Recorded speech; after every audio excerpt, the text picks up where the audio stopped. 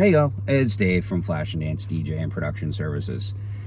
Here it is, Sunday night, in my truck. I'm gonna talk about the previous week. So, we are past July 4th now. We're back into regular weekly stuff. So, with that being said, this past Thursday, I did the Westport Summer Concert Series. Really cool bunch of guys called Noise in the Basement. They are a bunch of older guys who just have passion, enjoy doing music, things like that. So they were an incredible joy to work with. I had, while we're setting up, they got there early. I mean, talk about a town event that you don't expect if there's a start time of 6, you expect the band to be there at like 5. I was there at like 1:30 in the afternoon, maybe 2 o'clock. They showed up at like 3:30, 4 o'clock.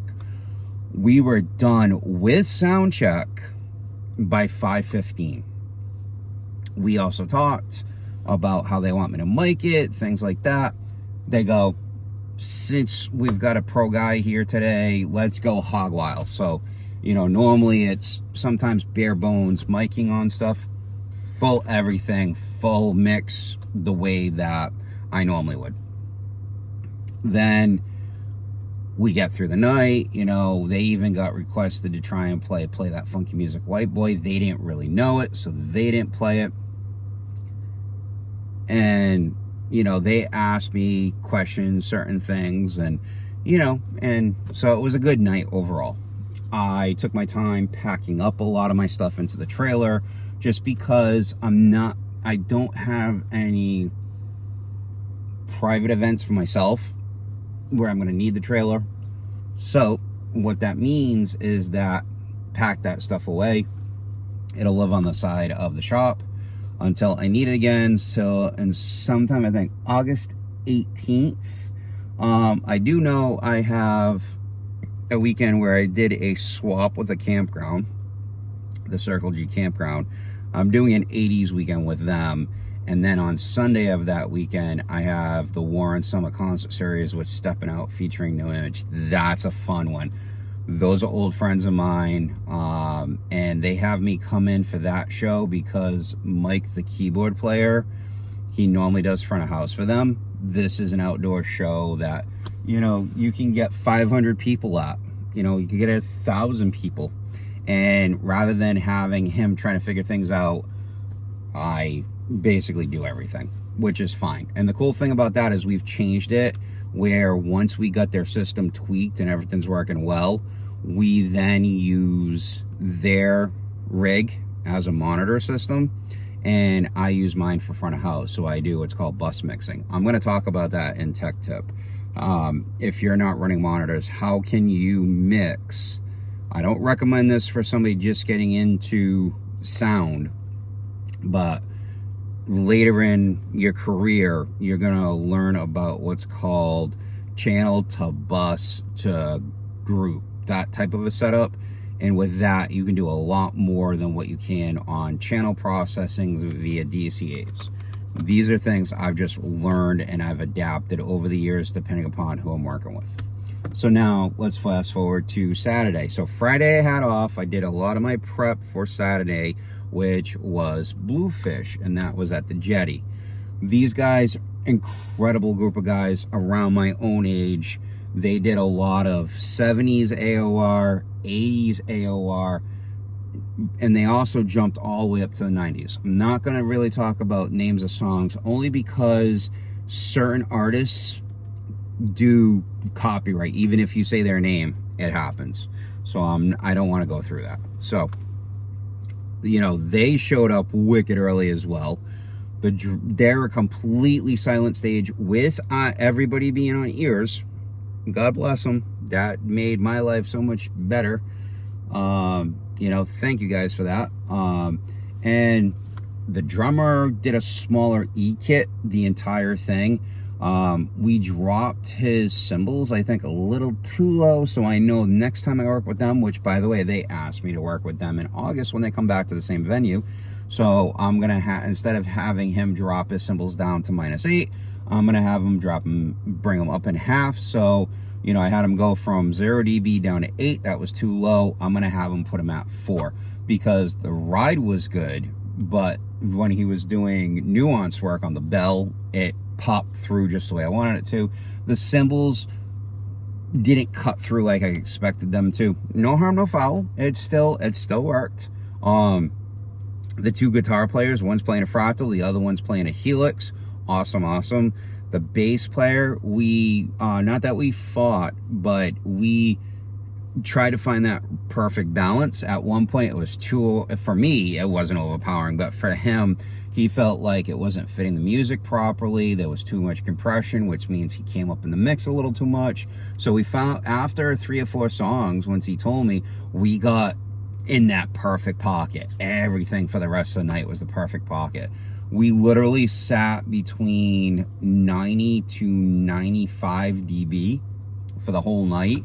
Was a little bit lower, like, you know, 88, 89, maybe even 90 at times during the first set. But then once we got into the second set, I pushed the volume on the system a little bit, and we were getting closer to 92, 93, even at peaks of 96, which was awesome.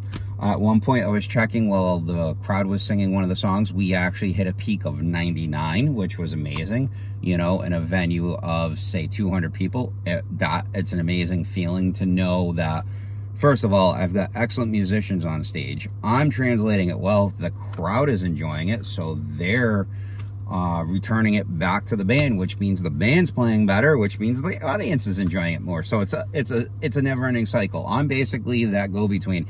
And we'll talk about silent stages on Wednesday for Tech Tip, but here's the thing. I want to let people know this is my feeling, and we'll talk about this during the Tech Tip. If you have an awesome band on stage and you translate that as a sound engineer and the crowd gets into them for the music that they're playing, you can turn invisible, meaning that people do know you're there, know that you're working, but the thing is, you're getting the band translated so well, you can literally, especially if there's no feedback, everything sounds great, you can step out of that room and nobody notices you disappear. And when you step back into that room, nobody notices you're back in the room. And a lot of the shows at the Jetty, that's how it feels a lot of times. And it's just that quality. It's just there.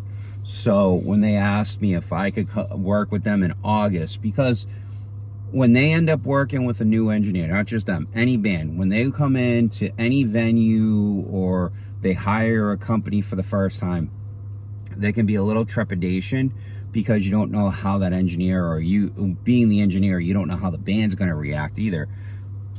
We did this. We melded very well. So, you know, I enjoyed the guys. At the end of the night, they asked me for a business card to possibly do some future work with them if they need somebody for larger outdoor events or anything like that.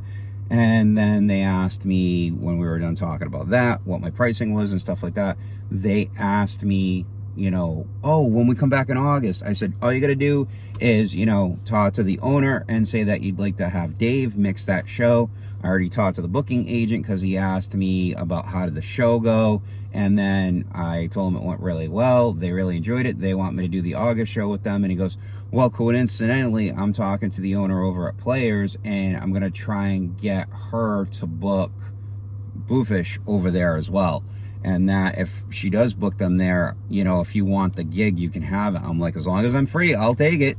So, you know, it's one of those things. If you get a band and you have, you know, and you have venues that you know, and you can jump onto that show with that band, and you're not going to step on any toes, go do it, because then that way the venue will know how you operate, and you might be able to get future work at that venue. Sometimes that's what happens. So with that being said, as you can tell, the week was really good. You know, it was one of my better weeks that I've had with 2 gigs. You know, my wife went off and did the Lakeville Country Club for me. So with that being said, I'm going to say, make sure you like, follow, subscribe, and, you know, get the content out there. And Wednesday, like I said, We will talk about silent stages, like how BluFish was.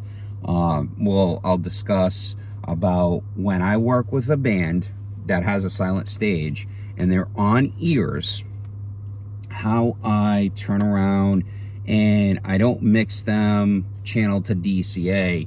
I actually will mix them, go from channels into groups into DCAs and then out to speakers. I'll explain what all that means on Wednesday when everybody shows up for Tech Tip Wednesday. So with that being said, make sure you learn one thing every day, which hopefully Wednesday, everybody, who tunes in learns about what it means to mix a band on bus to DCAs.